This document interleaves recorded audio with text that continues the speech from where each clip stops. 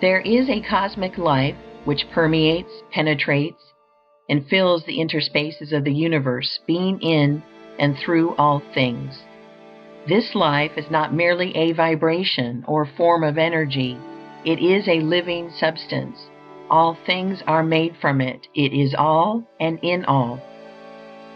This substance thinks, and it assumes the form of that which it thinks about. The thought of a form in this substance creates the form. The thought of a motion institutes the motion. The visible universe with all its forms and motions exists because it is in the thought of original substance. Man is a form of original substance and can think original thoughts, and within himself man's thoughts have controlling or formative power. The thought of a condition produces that condition. The thought of a motion institutes that motion. So long as man thinks of the conditions and motions of disease, so long will the conditions and motions of disease exist within him. If man will think only of perfect health, the principle of health within him will maintain normal conditions. To be well, man must form a conception of perfect health and hold thoughts harmonious with that conception as regards himself and all things. He must think only of healthy conditions and functioning. He must not permit a thought of unhealthy or abnormal conditions or functioning to find lodgment in his mind at any time. In order to think only of healthy conditions and functioning, man must perform the voluntary acts of life in a perfectly healthy way. He cannot think perfect health so long as he knows that he is living in a wrong or unhealthy way, or even so long as he has doubts as to whether or not he is living in a healthy way. Man cannot think thoughts of perfect health while his voluntary functions are performed in the manner of one who is sick. The voluntary functions of life are eating, drinking, breathing, and sleeping. When man thinks only of healthy conditions and functioning, and performs these externals in a perfectly healthy manner, he must have perfect health. In eating, man must learn to be guided by his hunger. He must distinguish between hunger and appetite, and between hunger and the cravings of habit. He must never eat unless he feels an earned hunger. He must learn that genuine hunger is never present after natural sleep, and that the demand for an early morning meal is purely a matter of habit and appetite. And he must not begin his day by eating in violation of natural law.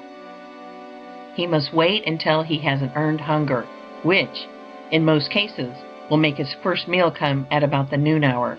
No matter what his condition, vocation, or circumstances, he must make it his rule not to eat until he has an earned hunger, and he may remember that it is far better to fast for several hours after he has become hungry than to eat before he begins to feel hunger.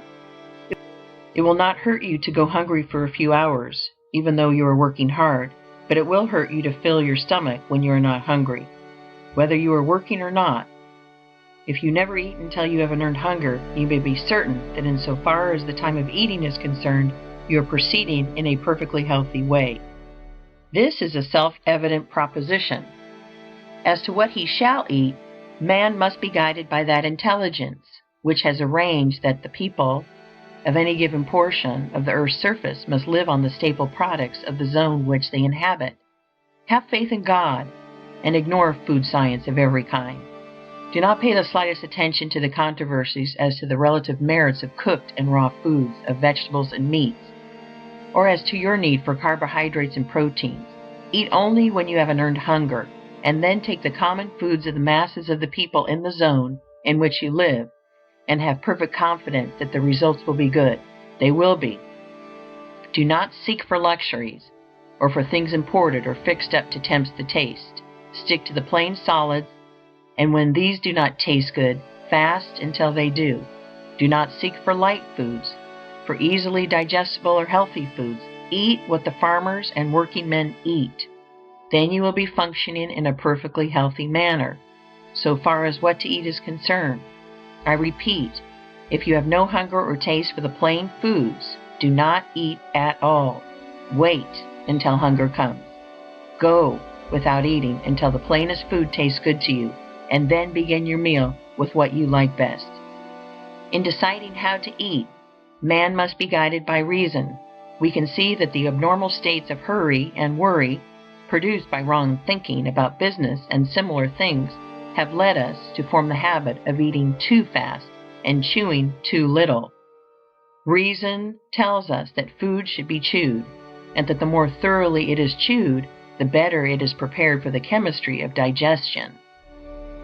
Furthermore, we can see that the man who eats slowly and chews his food to a liquid, keeping his mind on the process and giving it his undivided attention, will enjoy more of the pleasure of taste than he who bolts his food with his mind on something else. To eat in a perfectly healthy manner, man must concentrate his attention on the act with cheerful enjoyment and confidence. He must taste his food, and he must reduce each mouthful to a liquid before swallowing it. The foregoing instructions, if followed, make the function of eating completely perfect. Nothing can be added as to what, when, and how. In the matter of how much to eat, man must be guided by the same inward intelligence or principle of health, which tells him when food is wanted. He must stop eating in the moment that he feels hunger abating. He must not eat beyond this point to gratify taste. If he ceases to eat in the instant that the inward demand for food ceases, he will never overeat, and the function of supplying the body with food will be performed in a perfectly healthy manner. The matter of eating naturally is a very simple one.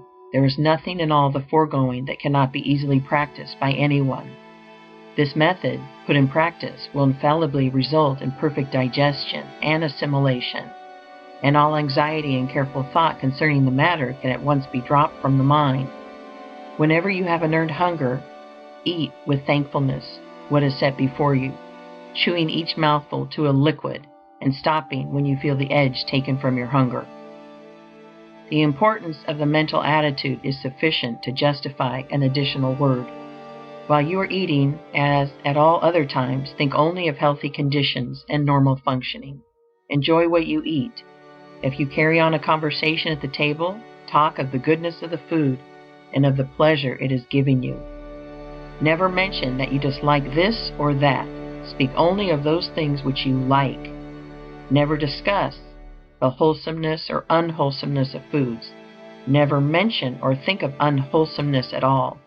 If there is anything on the table for which you do not care, pass it by in silence or with a word of commendation.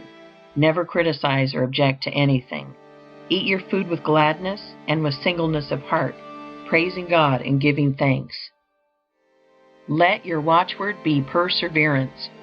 Whenever you fall into the old way of hasty eating or of wrong thought and speech, bring yourself up short and begin again.